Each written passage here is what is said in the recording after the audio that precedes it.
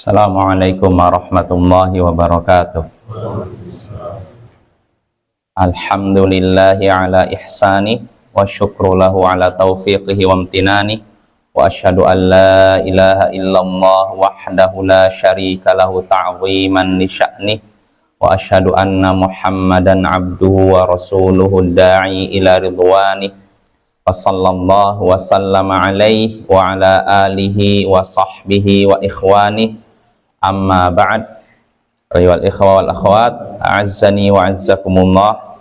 Saudara-saudariku yang semoga dimuliakan oleh Allah, kita bertemu kembali di malam Rabu untuk mengkaji pembahasan fikih menggunakan kitab Ad-Durarul Bahiyah fil Masailil Fiqhiyah karya Imam Muhammad bin Ali Asy-Syaukani Al-Yamani rahimahullahu ta'ala. Semoga Allah merahmatinya. Ya, kita masih di Kitabul Buyu'. Ya, pada pertemuan sebelumnya kita selesai dari babur riba. Berarti sekarang kita masuk bab baru, yaitu babul khiyarat. Bab tentang khiyar. Bermacam-macam khiyar. Khiyar sudah kita bahas, ada khiyar aib atau khiyar majelis.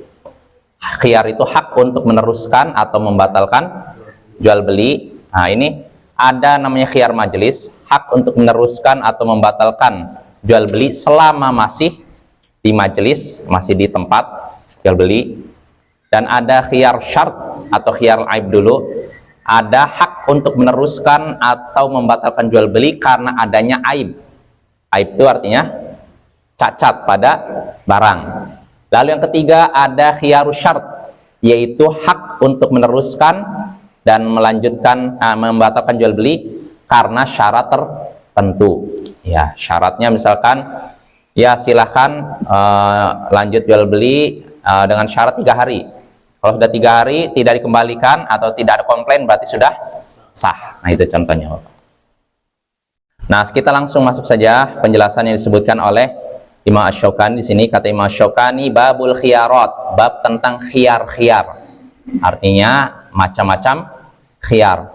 Kata Imam Asy-Syaukani, yajibu ala man ba'adha aibin an yubayyinahu wa illa thabata lil mushtaril khiyaru.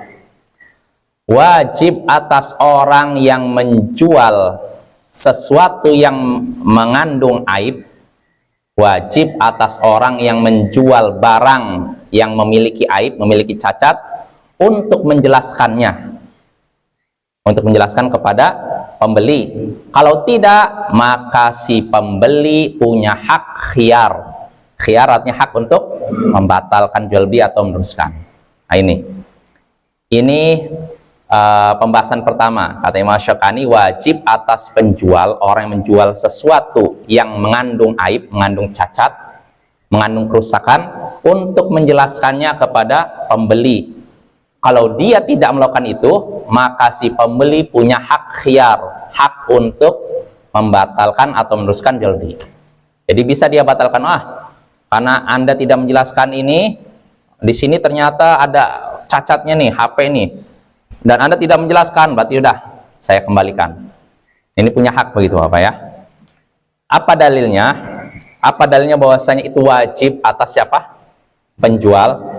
Kata Imam Asy-Syaukani, aku katakan, amma wujubu bayanil aib 'alal ba'i fali hadits Uqbah bin Amir an Ibnu Majah wa Dariqutni wal Hakim wa Tabrani qala sami'tu Rasulullah sallallahu alaihi wasallam yaqul al muslimu akhul muslim la yahillu li muslimin ba'a min akhihi bai'an wa fihi aibun illa bayyana.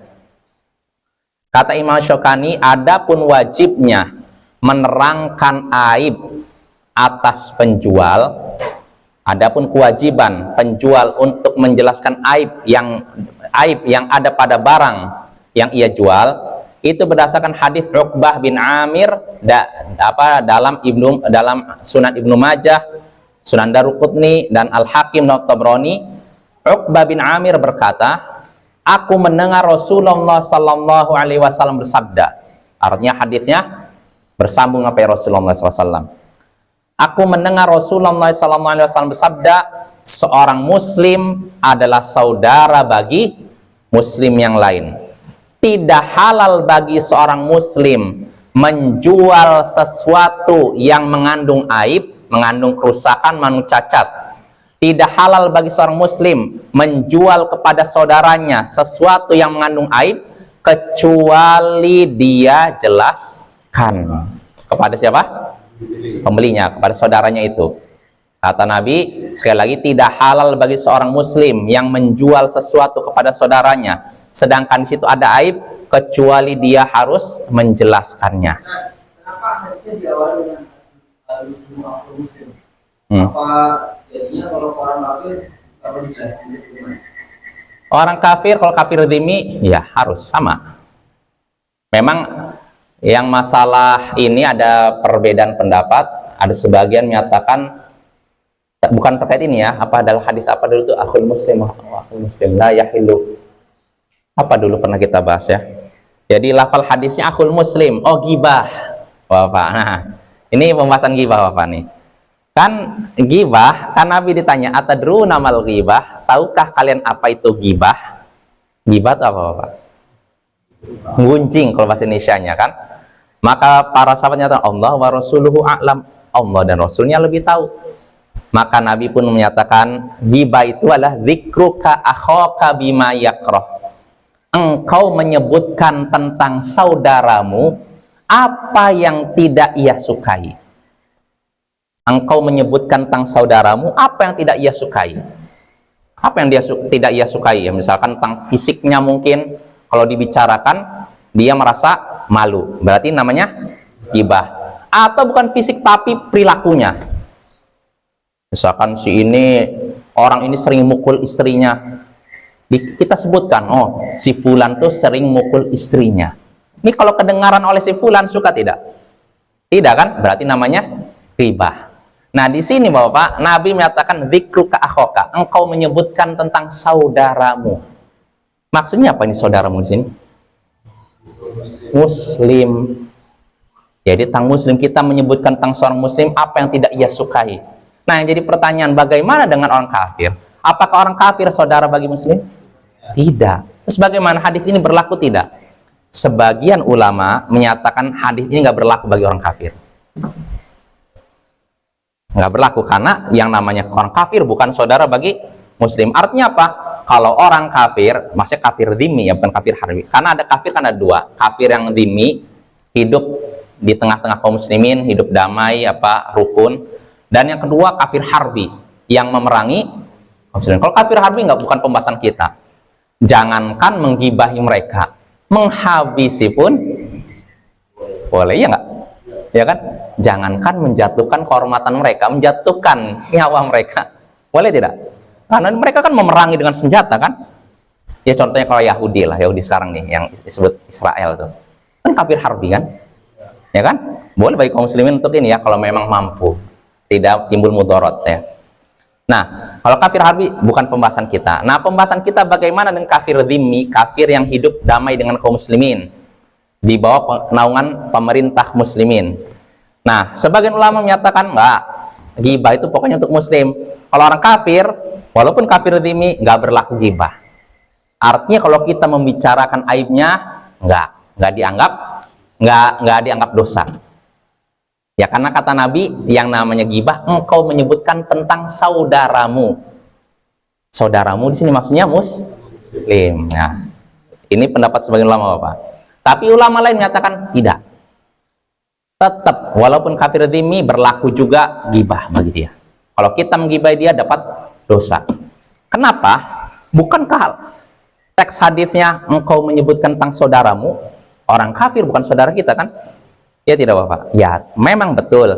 Tapi kalau kita melihat hadis-hadis yang lain, Nabi SAW menyetarakan kafir dhimmi dengan muslim dalam masalah terlindungnya harta, darah, dan kehormatan mereka.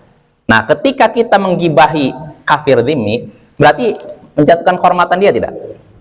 Berarti sama saja. Makanya menurut sebagian ulama, ghibah juga berlaku bagi orang kafir dhimmi. Artinya kita tidak boleh menggunjing kafir dhimmi, kafir yang hidup rukun dengan kaum muslimin. Dan inilah pendapat yang lebih berhati-hati, pendapat yang kuat ya, yang dinukil oleh Al-Ghazali, Abu Hamid Al-Ghazali, bahwasanya ghibah juga berlaku bagi orang kafir zimmi. Artinya Bapak-bapak, gak boleh kita menggunjing orang kafir. Oh, orang ini jalannya misalkan kayak pincang. Nah, kalau dia dengar senang tidak? Kalau tidak senang berarti itu ghibah. Oh, dia ini sering mukul istrinya, sering teriak-teriak di depan istrinya. Ini orang kafir nih, zimmi. Kalau dia dengar, kita ngobrol gini, dia dengar, kira-kira suka tidak? Nah, berarti itu ghibah. Maka bagaimana dengan ini? Sama juga. Walaupun konteks hadisnya seorang muslim, saudara bagi muslim yang lain, artinya di sini kata Nabi, maka tidak halal seorang menjual sesuatu kepada saudaranya, sedangkan situ ada aib, kecuali dijelaskan. Ini juga berlaku bagi kafir zimmi. Kita kalau menjual sesuatu kepada kafir dhimmi, ada aib, jelaskan. Jelas Bapak ya? Karena dhimmi itu dalam masalah harta, nyawa, dan kehormatan sama seperti kaum muslim. Jelas Bapak? Tidak boleh dilanggar kehormatan mereka, harta, dan nyawa mereka. Karena mereka sudah menaikkan kewajiban mereka. Apa itu? Jizyah. Ya. Makanya mereka dhimmi dalam tanggungan pemerintah muslim, karena sudah bayar jizyah. Kalau udah bayar jizyah nggak boleh diganggu harta mereka, kehormatan mereka, dan nyawa mereka. Tapi kalau kafir harbi kan nggak, harbi memerangi, bukan tanggungan kita, justru kita perangi mereka. Jelas Bapak? Jadi ini ya, jadi kalau kita jadi pedagang, lalu kita tahu dalam barang dagangan kita ada aib, maka kita jelaskan, ini Pak, ini HP harganya 5 juta, tapi ada sedikit ini ya, goresan di sini, atau mungkin ada sedikit kaca yang retak di sini. Jelaskan. Kalau kita jelaskan, pertama, kita terhindar dari dosa, terus kedua, kita dapat pahala. Ada disebutkan dalam hadis yang sudah kita lewati, hadis Hakim bin Hizam, Nabi SAW dalam Sahih Bukhari Muslim, al-bayya'an bil khiyar, fa'in sadaq wa bayyana, yang lafalnya gini, kalau kedua-duanya, penjual dan pembeli, jujur dan menjelaskan aib yang ada pada barang atau pada uang, burikalahuma fi bai'ihima, maka mereka pun diberkahi dalam hal jual beli mereka. Jadi kalau ada penjual pembeli, pembeli mau beli, Pak, berapa harga HP itu? Oh, 3 juta. Dia punya uang, tapi uangnya ada robeknya. Kan ini dikhawatirkan mempengaruhi ini kan, Pak, saya ini beli tapi ini uangnya bagaimana, ada robeknya. Ya udah jelaskan. Begitu juga penjual, ketika jual HP ini 3 juta padahal ada cacatnya, jelaskan. Nah, kalau kedua-duanya jujur menjelaskan aib yang ada pada barang mereka, maka kata Nabi diberkahi jual belinya. Wa in kadzaba wa katama muhiqat barakatu bai'ihima. Tapi kalau kedua-duanya dusta dan menyembunyikan aib yang ada pada masing-masing, maka dicabutlah berkah yang ada dari jual beli itu. Kalau nggak berkah artinya bagaimana Bapak? Uang kita dapat ini, jual beli nih, dapat uang dari hasil itu, ada aib nggak dijelaskan, kita untung, tapi nggak berkah. Kalau nggak berkah artinya apa? Apa? Oh iya, dosa artinya. Di situ nggak berkah Bapak. Nggak berkah itu artinya apa? Berkah itu artinya kathratul khair wa dawamu, kata para ulama. Banyaknya kebaikan dan terus menerus. Benar Pak?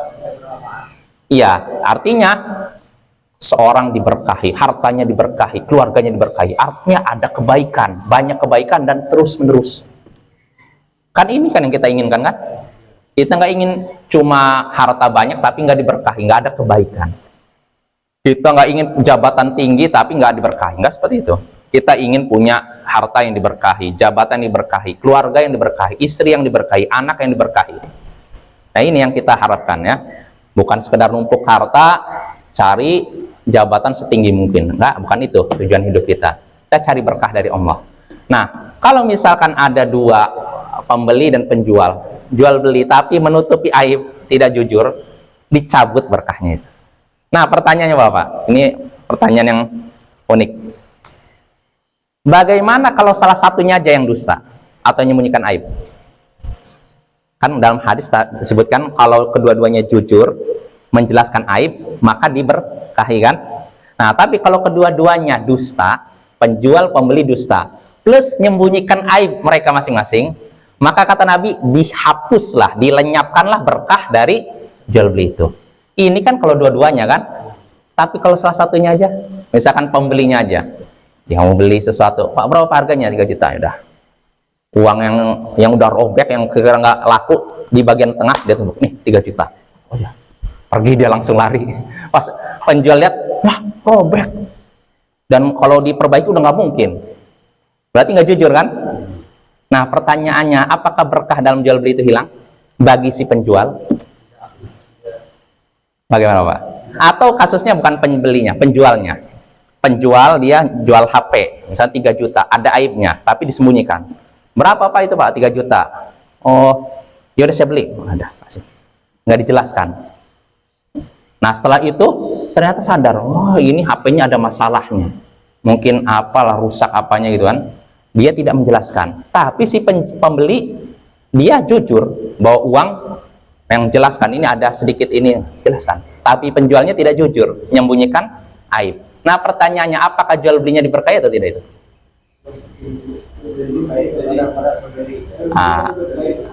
Ya gitu ya. Ada 2 pendapat. Pendapat pertama, ulama menyatakan jual belinya tidak diberkahi. Mau uangnya, misalkan yang tidak jujurnya, misalkan penjual, berarti jelas kalau penjualnya tidak jujur, menyembunyikan aib, dia nggak berkah kan uangnya kan. Nah bagaimana dengan si pembeli? Kata para ulama, itu pun nggak diberkahi. Ini pendapat sebagian ulama ya. Tapi pendapat ulama yang lain enggak, yang tidak berkah itu yang tidak jujur saja. Adapun yang jujur dan menjelaskan aib, dia tetap diberkahi. Dan ini pendapat yang mungkin lebih menenangkan hati Bapak ya, karena orang yang nggak tahu masa dia kehilangan berkah. Berkahnya apa Pak? Nah itulah makanya, jadi Bapak, pendapat yang lebih menenangkan hati, yang dicabut berkahnya adalah bagi yang tidak jujur dan menutupi cacat atau aib barang atau uang misalkan. Adapun yang jujur enggak, dia tetap dapatkan berkah dan dapat kebaikan. Apa? Pembeli nggak jujur misalkan, ya gimana lah, misalkan uangnya mungkin memang uang palsu misalkan, sejadi kan dia misalkan beli 3 juta, ada satu uang 100.000 palsu di tengah-tengah, langsung pergi, udah dapat HP-nya langsung pergi, orang nggak dikenal.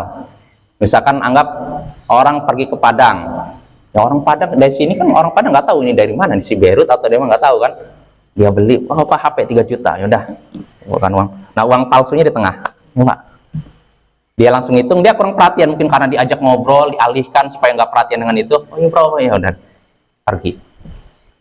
Mau cari gimana? Sulit kan? Di kota mana? Kalau di sini gampang, orang oh itu orang ini nih, orang melepet, oh orang Puro, ketahuan kan? Tapi kalau di Padang gimana coba? Nah kalau kasusnya seperti ini, ya itu nggak berkah ya. Si penjual, si pembeli nggak berkah, tapi si penjual tetap dapat berkah. Dapat. Kalau ada kasus ini, dia punya tanah, dia dijual tanah orang. Jual tanah orang artinya dia di diamanahkan untuk menjual atau tidak? Nggak sah.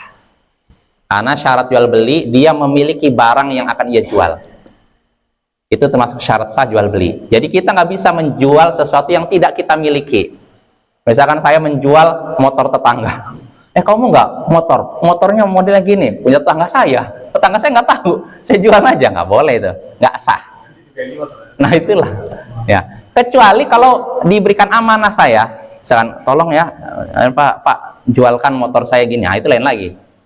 Tapi kalau saya nggak dapat amanah untuk menjual sesuatu, maka nggak sah saya menjual itu. Itu berlaku dalam masalah jual beli, hibah dan semacamnya Pak. Begitu juga hibah. Jadi saya ingin misalkan tetangga, anggap tetangganya emang orangnya dermawan, terkenal baik apa. Lalu tiba-tiba saya ngomong ke orang, kau mau nggak tanah? Ada tuh 10 kali 10 meter sebelah rumah saya. Padahal dia nggak dapat izin saya, nggak sah seperti itu. Nggak apa-apa ya. Kalau kasusnya apa kan? Yang jual nggak tahu barang cacat. Dijualnya kan pas pembeli temukan cacat. Barang nggak pernah Kalau cacat itu nggak apa-apa. Oh, artinya dia ridho. Nanti ada penjelasannya di bawah. Nah, ya, kalau misalkan dia ridho, ada penjelasannya di bawah, Bapak ya. Pembahasan kita sekarang dari sisi penjual dulu. Penjual wajib menerangkan aib pada barang yang dijual, ya. Kalau tidak, kata ini apa Imam Syaukani, maka telah tetaplah hak khiyar bagi pembeli. Kalau memang si penjual tidak menjelaskan aib atau cacat pada barang yang dia jual. Ya itu Bapak ya, nah itu wajib ya, sekali lagi penjual menjelaskan. Itu dalil pertama yang disebutkan Imam Syaukani. Dalil kedua, dalil pertama tadi ya. Sekarang dalil kedua yang disebutkan oleh Imam Syaukani di sini, wa akhraja Ibnu Majah wa Tirmidzi wa Nasa'i wa Ibnul Jarud wal Bukhari ta'liqan min hadits Al-Adda bin Khalid. Dan Imam Ibnu Majah, At-Tirmidzi, An-Nasa'i, Ibnul Jarud dan Imam Bukhari secara ta'liq menyebutkan hadis Al-Adda bin Khalid. Ia berkata, kata balian Nabi sallallahu alaihi wasallam. Nabi sallallahu alaihi wasallam menulis untukku surat perjanjian jual beli di sini. Di sini kata tulisannya, jadi Nabi dengan Al-Adda bin Khalid mengadakan jual beli. Nabi akhirnya menulis. Menulis ini maksudnya nyuruh orang nulis. Kenapa bukan Nabi yang nulis? Nabi ummi, betul. Nabi menuliskan untukku, hadza mashtarahul Adda bin Khalid bin Haudzah min Muhammadin Rasulillah. Ini yang dibeli oleh Adda bin Khalid bin Haudzah dari Muhammad Rasulullah. Ishtara minhu abdan au amatan. Adda membeli dari Muhammad Rasulullah seorang budak laki-laki atau perempuan. La da'a wala ghailata wala khibthata. Membeli Adda membeli dari Muhammad sallallahu alaihi wasallam budak laki-laki atau perempuan tanpa memiliki penyakit, tanpa memiliki akhlak buruk dan tanpa ditutupi aibnya. Bai'al muslimi minal muslim. Ini sebagai bentuk jual beli antara muslim dengan muslim. Nah, itu lihat Bapak. Di sini Nabi menulis surat jual beli Bapak. Antara beliau dengan Adda bin Khalid, isinya tadi. Ini jual beli antara Adda bin Khalid dengan Muhammad Rasulullah. Adda bin Khalid membeli dari Nabi Muhammad budak laki-laki atau perempuan tanpa ada penyakit budaknya, dan tanpa berakhlak buruk, dan tanpa ada aib yang disembunyikan. Nah, di sini disebutkan. Jadi beliau ketika menjual dijelaskan bahwa budaknya ini tidak memiliki penyakit. Maksud penyakit ini penyakit fisik. Wala ghailah, dan tidak punya penyakit batin. Maksudnya akhlak yang buruk. Nah, wala ghailah, dan juga tidak ada aib yang disembunyikan. Dijelaskan. Inilah bai'ul muslim minal muslim. Inilah jual beli antara seorang muslim dengan muslim yang lain. Nah, lihat. Nabi menyebutkan tidak aibnya di sini. Sebutkan kan, ini tidak ada aib. Sebutkan, Bapak. Nah, ini kewajiban bagi seorang muslim penjual kepada pembeli. Ya. Jelas ya? Ini kewajiban bagi seorang penjual terhadap pembeli. Begitu juga pembeli terhadap penjual. Dia harus menyebutkan aib barang yang ingin ia gunakan untuk membeli. Wa yu'ayyidu hadhil ahadits haditsu man ghasyana falaysa minna wa fi sahih Muslim. Dan yang menguatkan hadis-hadis tadi, hadis tentang harus apa tadi? Jujur, ya, seorang penjual harus jujur. Yang menguatkan hadis-hadis tadi yaitu hadis dalam sahih Muslim, man ghasyana falaysa minna. Siapa yang menipu kami, maka ia bukan termasuk golongan kami. Artinya Bapak, ketika seorang penjual tahu di situ ada cacat aib, tapi dia diam saja, lalu dibeli oleh pembeli, ini namanya menipu, Bapak. Ya, maka jangan seperti itu, nggak akan berkah, Bapak ya. Kalau seorang menjual lalu menyembunyikan aib.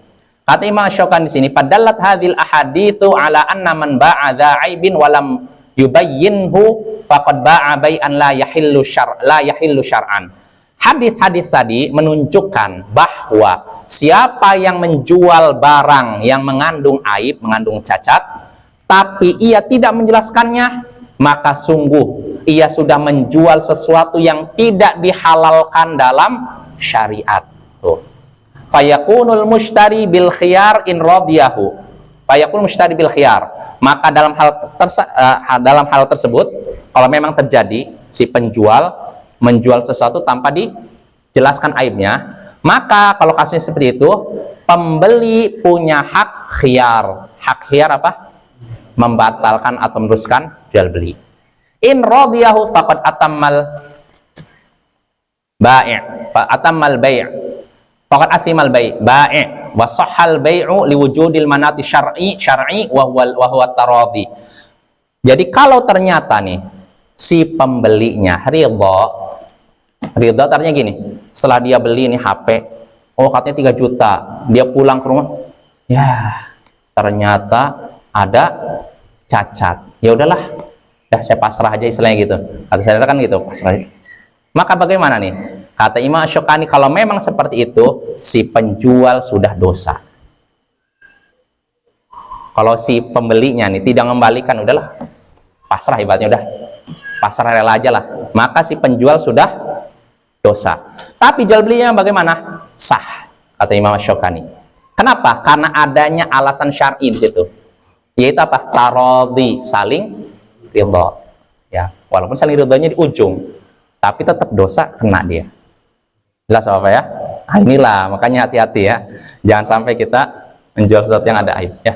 Bagaimana kalau kita menjual sesuatu karena itu ada cacatnya seperti ada buruknya. Tapi kita tidak bilang sama orang itu, tapi kan sudah dia lihat. Oh, nggak masalah. Kalau sudah lihat nggak masalah. Dia lihat dulu apanya itu. Nah ini saksi saya. Oh ini sekian saya beli. Jadi langsung nanti kasih uang kita gitu. Kalau memang aibnya nampak jelas, nggak tersembunyi, dan pembeli pun bisa lihat, insya Allah nggak masalah. Walaupun sebagian ulama menyatakan harus jelaskan, tapi pendapat yang kuat kalau memang udah jelas, ngapain jelaskan? Kan jelas Bapak ya? Kecuali yang tersembunyi itu. Tapi kalau udah jelas, pembeli ngeliat, oh itu misalkan di dekat kepalanya ada borok gitu, udah nampak kan? Maka nggak perlu dijelaskan.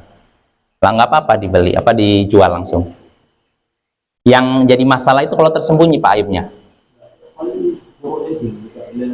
Iya. Oh di sini. Kira-kira orang ngeliat gini nggak ya? Kira-kira kelihatan? Masih nampak jelas Pak. Kalau nampak jelas nggak masalah. Yang jadi masalah kalau tersembunyi, kita nggak tahu kan. Misalkan ada aib tertentu mungkin baru kalau dilihat dengan teliti, oh ini ternyata ada aibnya, ada cacatnya. Nah ini harus jelaskan. Tapi kalau memang aibnya nampak di depan mata, nggak perlu dilihat dengan teliti pun udah nampak, maka insya Allah nggak masalah, nggak perlu dijelaskan. Ya. Kenapa? Ini aman dulu semua. Berarti kan berdusta ya? Oh iya, makanya jelaskan. Walaupun sedikit nggak masalah kita jelaskan, nggak ada ruginya Bapak ya. Pertama, kita terhindar dari dosa. Terus kedua, dapat pahala. Karena itu perintah Nabi kan? Perintah Nabi. Apa yang diperintahkan Nabi itu apa berkah. Kita menjalankan kewajiban. Yang namanya kewajiban dikerjakan dapat pahala, tinggalkan dosa. Berarti kerjakan atau tinggalkan? Kerjakan ya. Dan nggak menghabiskan energi juga kok. Oh ini saya ada kekurangannya ini selesai. Jadi nggak menghabiskan energi banyak Bapak ya. Dan insya Allah itu diberkahi. Kalaupun kita anggap menghabiskan energi, kita banyak ngomong, menjelaskan aib, capeknya kita dihitung pahala. Karena kita dalam rangka menjalankan perintah Nabi, nggak ada ruginya Bapak. Jadi sekali lagi, kaidahnya, capek, keletihan yang diakibatkan ibadah, menjalankan amal soleh, itu berpahala Bapak. Kita letih karena ibadah, itu berpahala. Beda kalau letih karena maksiat, nggak dapat pahala apa-apa. Ya, tapi kalau letihnya karena ibadah dapat pahala kita, nggak ada ruginya. Ya contohnya tadi menjelaskan aib. Ya mungkin sebagian orang repot amat sih, kan tinggal beli aja. Ya karena jelaskan, oh ini Pak, ada yang kurang ini Pak. Anggap kita udah capek ngomong nih, dihitung pahala capeknya. Ya, jadi nggak usah terlalu perhitungan kita dengan kalau bisa saya ngirit perkataan lah, nggak usah lah. Kalau kita mau cari pahala, ya seperti itu jelaskan Bapak ya. Nah itu Bapak ya, jadi jelas insya Allah ya. Jadi kalau misalkan kasusnya jual belinya, ada terjadi jual beli, penjual menjual barang yang ada cacatnya, lalu terakhir pembeli setelah beli baru sadar, udah nyampe rumah, ya ada cacatnya. tapi dia udahlah pasrah, hebatnya udah nggak perlu balikan lagi lah, maka jual belinya sah, tapi si penjual dapat dosa. Maka Bapak jelaskan ya, supaya kita terhindar dari dosa. Nah, selesai. Lalu berikutnya, pembahasan berikutnya disebutkan oleh Imam Syukani, wal kharaju bid-dhaman. Keuntungan itu atau keuntungan itu dengan jaminan.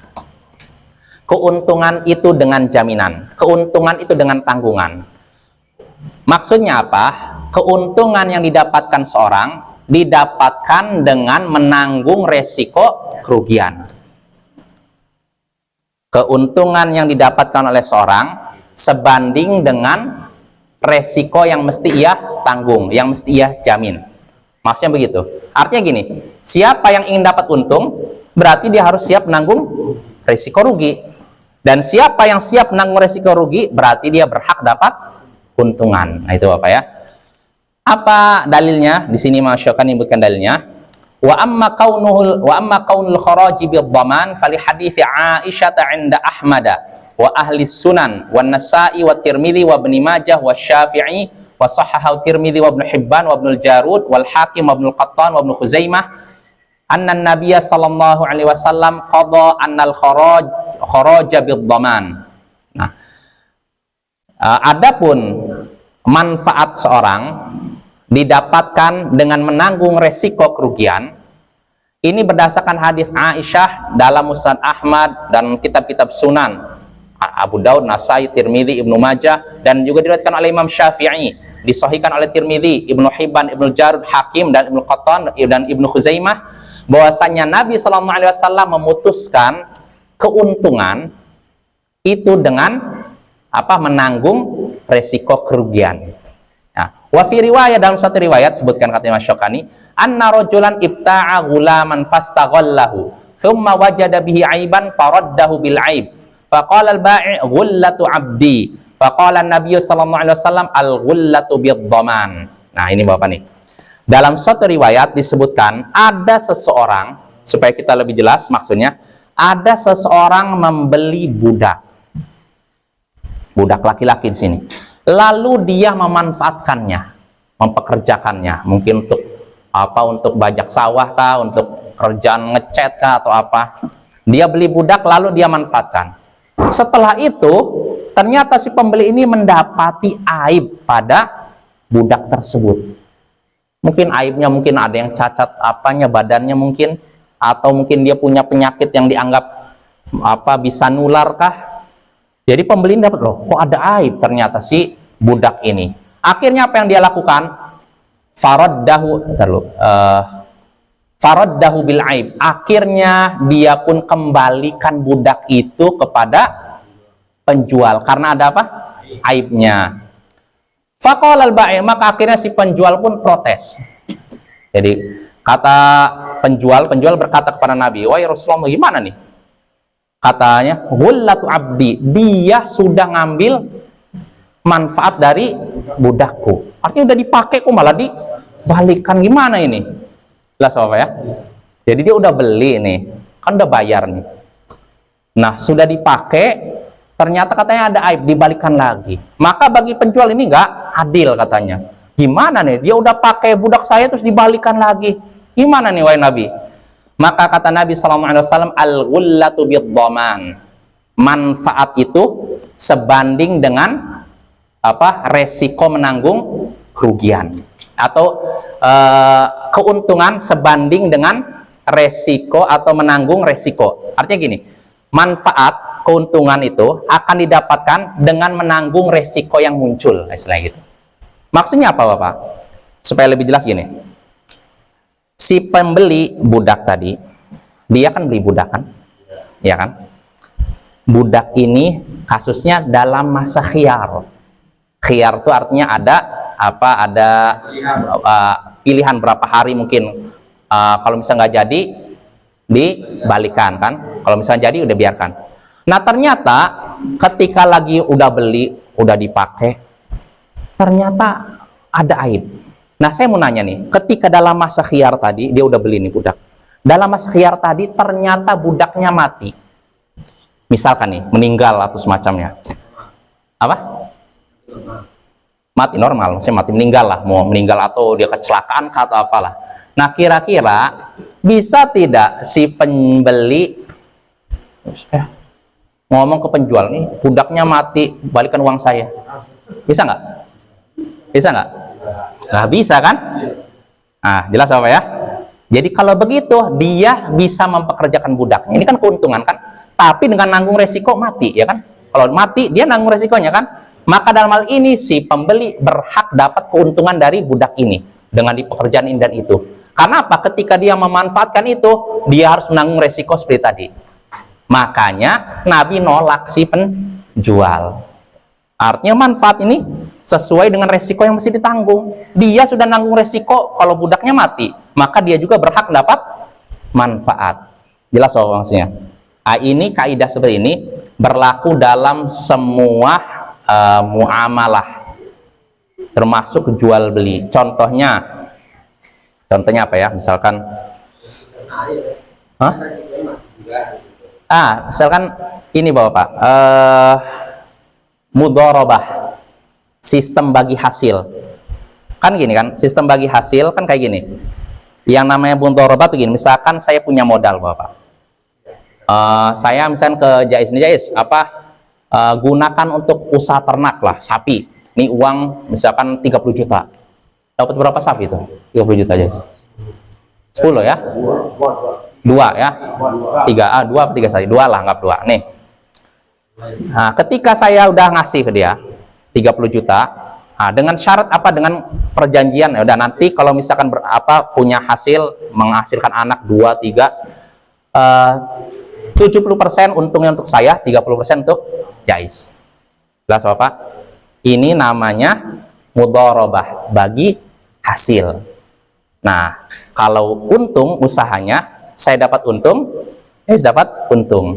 Tapi yang jadi masalah, kalau misalkan sapi yang udah dibeli ternyata sakit, bahkan mati tanpa kelalaian Jais. Kalau karena lalai jelas dia yang nanggung. Misalkan udah beli sapi ditinggal jalan-jalan ya, naik motor kemana, sapinya kelaparan mati, maka siapa yang nanggung? Jais kan? Tapi kalau ini udah diperhatikan, makannya sudah diperhatikan, tiba-tiba ada penyakit menular sehingga akhirnya sakit-sakit, udah diobati mati ternyata, rugi kan? Nah, siapa yang nanggung rugi? Dua-duanya. Jadi nggak bisa, oh pokoknya kamu Jais yang nanggung rugi, kalau saya pokoknya harus dapat untung terus. Nah, keuntungan kita itu didapatkan dengan menanggung resiko. Artinya siapa yang ingin dapat untung, dia juga harus siap menanggung resiko rugi. Dan siapa yang menanggung resiko rugi, dia juga berhak dapat untung. Jelas apa ya? Jadi nggak bisa cuma nuntut saya dapat untung, kalau pas rugi saya nggak mau. Nah, ini nggak boleh kayak gitu. Bagaimana cara menanggung kerugian kamu kan 30, 70. Jadi kalau umpamanya kayak kematian itu perbandingan 70. Nggak perlu. Ini Jais misalkan kalau memang tanpa kelalaian, nggak perlu bayar apapun pada saya. Saya harus nanggung resiko rugi. Iya, tanggung penuh. Iya, karena ini kan terjadi tanpa unsur kelalaian. Kecuali kalau unsur kelalaian, maksudnya jalan-jalan, sapinya kelaparan, nggak dikasih makan, ngasih apa ya, ini mati, tanggung jawab dia. Tapi kalau memang udah diperhatikan, makan udah diperhatikan, tapi ternyata Allah takdirkan kena penyakit menular yang cepat bikin lumpuh misalkan, lalu meninggal, udah rugi ditanggung bersama. Jadi nggak ada yang ini. Kalau mati tadi kan dibagi 2, apa itu sapi itu mati atau bagaimana? Atau yang si Jais aja? Enggak, kalau memang ruginya tanpa kelalaian Jais sudah. Enggak ada yang nanggung. Enggak ada yang nanggung. Kenapa? Enggak. Tapi kalau untung dibagi 2. Tadi kalau misalnya saya 70%, dia 30%. Tapi kalau mati udah nggak ada yang nanggung selama ini. Udah semuanya dapat resiko rugi. Siapa yang Ya iyalah. Ya, tapi dia pun rugi juga kan sebenarnya kan? Nggak dapat apa-apa kan? Iya kan? Iya, rugi waktu, rugi tenaga juga nyari rumputnya kan? Iya, semuanya rugi udah. Nah itu Bapak, itu contohnya. Contoh apa tadi? Kaidah al-kharaju bid-dhaman. Keuntungan itu diraih dengan menanggung resiko ya. Contohnya gini, artinya tadi kan siapa yang ingin dapat untung, dia harus menanggung resiko kerugian. Dan siapa yang menanggung resiko kerugian, maka dia berhak dapat untung. Ini juga berlaku misalkan gini Bapak. Kalau sistem katanya kalau dalam jual beli online tuh reseller katanya. Ya kan? Jadi reseller tuh katanya cuman pasang apa namanya? Nanti kalau ada apa-apa, jadi dia kalau misalkan masang iklan, nanti ada yang beli dia dapat ini kan? Istilahnya fee kan? Nah, orang yang seperti ini, misalkan ada yang beli nih dari pihak tertentu. Dihubungi ini, oh udah, lah, kirim. Nah, suatu saat pengirimannya bermasalah. Nah, Ustaz, saya mau nanya dulu nih. Kalau misalkan saya jadi reseller, jadi produsennya, lalu ada yang beli nih. Ternyata ada orang yang beli lewat saya, lalu dikirim, bayar. Saya dapat untung nggak tidak? Dapat kan? Dapat nggak? Dapat kan? Nah, suatu saat terjadi kasus gini, Bapak. Pas dikirim, ternyata rusak atau bahkan hilang barangnya. Si pembeli pun protes, mana barang saya, mana? Anda harus menanggung. Nah, kira-kira saya sebagai reseller nanggung rugi nggak? Hah? Nanggung rugi. Karena siapa yang ingin dapat untung, dia harus nanggung resiko. Gitu. Jadi jangan sampai saya pengen dapat untung tapi nggak mau nanggung rugi. Harus ya. Jadi nggak bisa kita pengennya untung tapi nggak mau nanggung kerugian. Segala sesuatu pasti ada resikonya kan? Ya, termasuk dalam masalah jual beli. Jelas apa ya? Nah, masih ada waktu.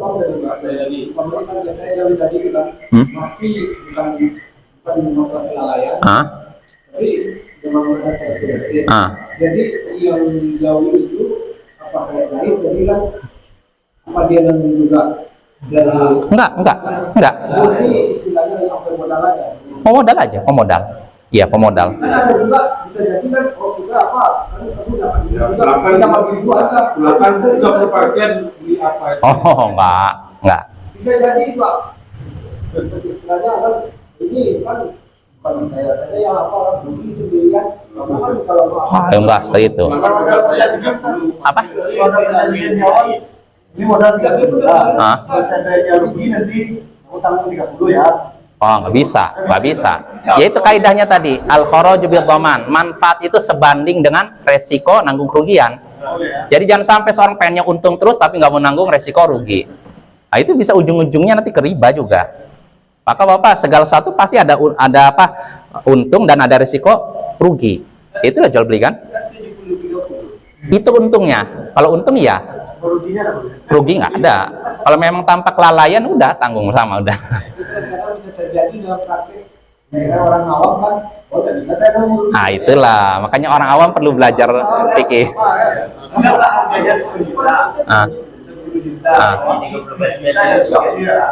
Kalau misalnya untung, ya misalnya saya 70% 7 juta, yang Jais 3 juta. Iya, tapi kalau rugi udah nggak ada yang berhak dituntut. Tanggung modal. Iya, udah. Artinya saya harus ikhlas. Jangan sampai saya pengen dapat untung tapi nggak mau nanggung rugi. Iya. Karena dengan seperti ini kan 70-30 RIP sekarang kita rugi, besok RIP akan datang kita untung, kita pulangkan lagi yang 70-30 ini. Ya iya, kalau memang untung ya sesuai kesepakatan. Mudoroba itu kan sesuai kesepakatan. Bisa nggak mesti 70-30 apa ya? Kalau memang si pemilik modal ini pengennya 50-50 nggak masalah. Jadi nggak ada ketentuan harus pemilik modal lebih tinggi, orang yang menggerakkan usaha harus lebih rendah, nggak ada. Orang yang pengusaha, orang usaha Iya.